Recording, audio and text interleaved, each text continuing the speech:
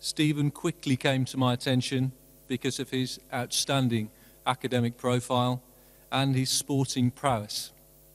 In particular, I remember that back then, Stephen was a member of the cross-country team that competed in the national schools finals.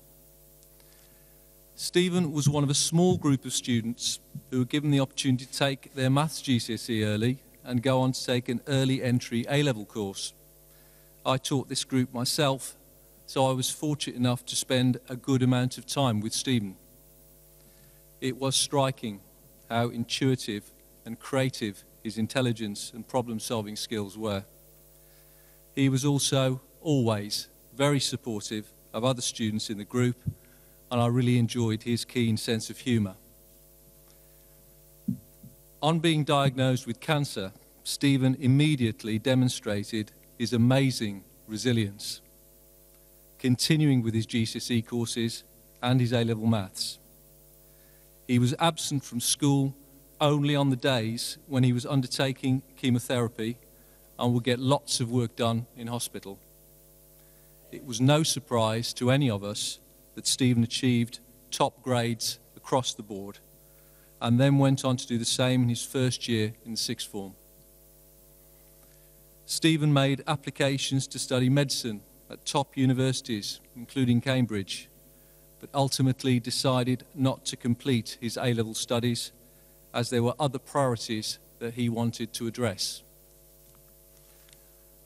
I can still remember reading Stephen's bucket list for the first time. It summed up who he was. From drumming in front of a huge crowd to organising a flash mob, it caught our imagination at school. Little did we know how much it would capture the imagination of the public at large.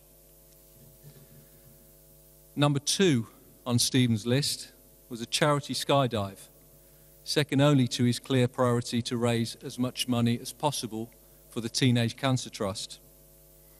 Stephen quickly started to recruit friends and members of staff at the school to join him in a sponsored 15,000-foot jump.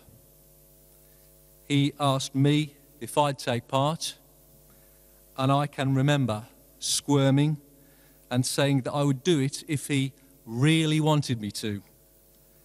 My invitation to him to let me off the hook.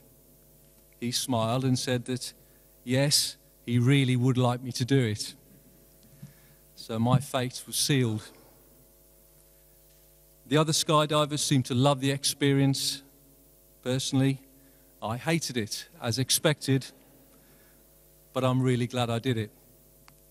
Stephen's spirit makes us want to be bolder and braver.